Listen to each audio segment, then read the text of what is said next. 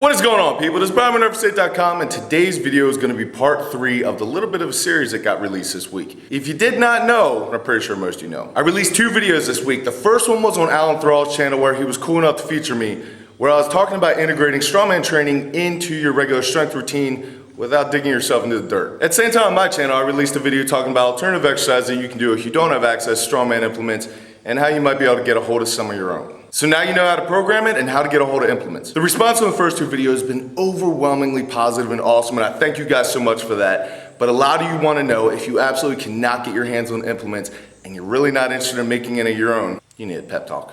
Which barbell exercises translate best to strongman, as well as what should the majority of your assistance work be made up of? Now, this list is not exhaustive. These are just the things that have worked best for me. So if they don't work for you, throw them away. Couldn't care less, but they'll work for you.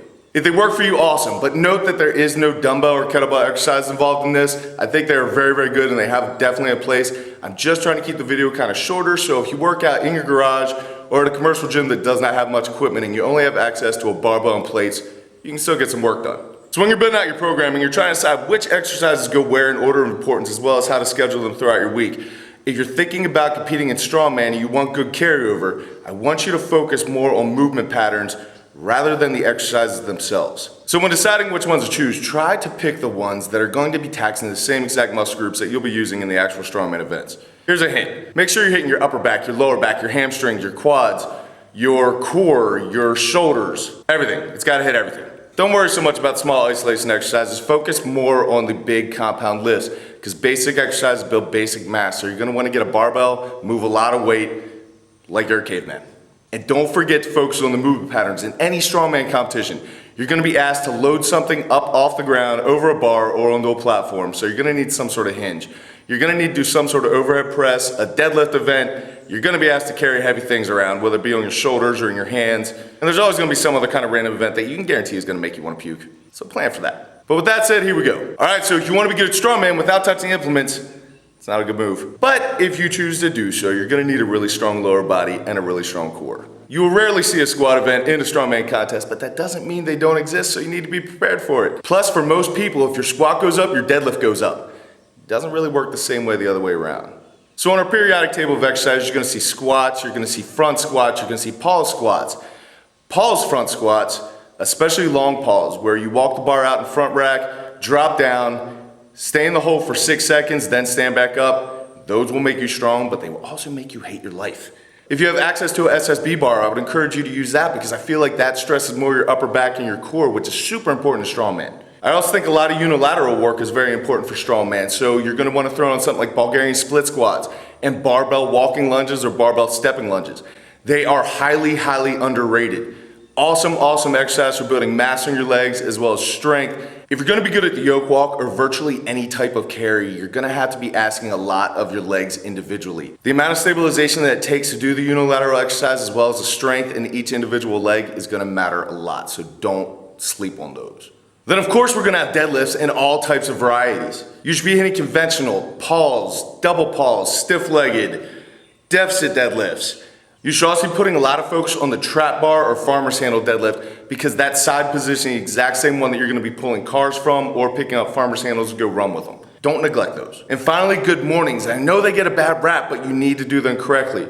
Rather than thinking about bending over with the bar, think about pushing your butt back so that the center of the barbell stays over top the middle of your foot. If you do that, you'll be safe. Take time to work your way down on those. Don't just drop perpendicular to the ground on your first one.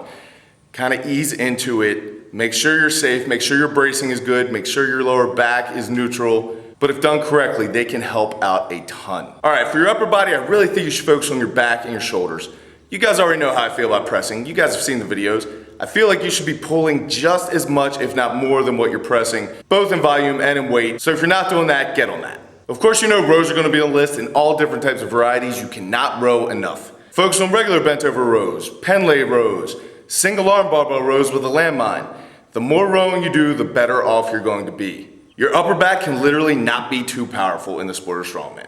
You're gonna wanna focus on pull-ups, not only just the weighted ones, but there should be special focus on that, but you're gonna wanna be doing the body weight ones a lot as well. And now we move on to shoulders, where you're gonna be hitting them a couple different ways. You're never gonna be asked in a strongman contest to put something above your head without being able to use leg drive, so you need to get good at doing it. Learn how to push press, jerk, and split jerk a barbell. But it's also gonna be massively important to work on your strict press power as well. But I want you to focus on that either while standing or sitting on the ground in a Z press. If you want to do well in strongman, don't spend your time pressing from a chair. It's not gonna build up stabilization or the core muscles that you need to do well in an event like that. And the final thing is bench, both regular and incline. You're never gonna find a benching event in a strongman contest. I may have seen one in all the time that I spent in the sport, but you do want a strong upper body, strong pecs, strong shoulders. Bench press is gonna help with that. Plus, what are you gonna do? No one ever asks you how much you deadlift. It's always the bench.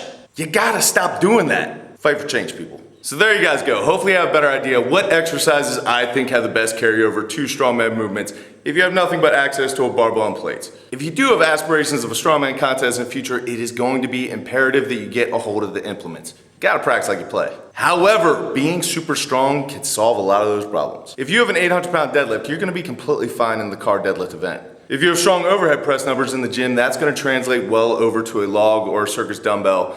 You won't be as good as if you practice with it, but pure strength covers a multitude of sins. At my first strongman contest a little more than 2 years ago, I had never touched implements except for the week prior to the competition. And the only reason why I did it then is because I was so nervous for that competition that I wanted to have some idea of where I stood. My mindset was if I'm strong enough in the gym, then it'll translate over to the strongman and I'll be fine.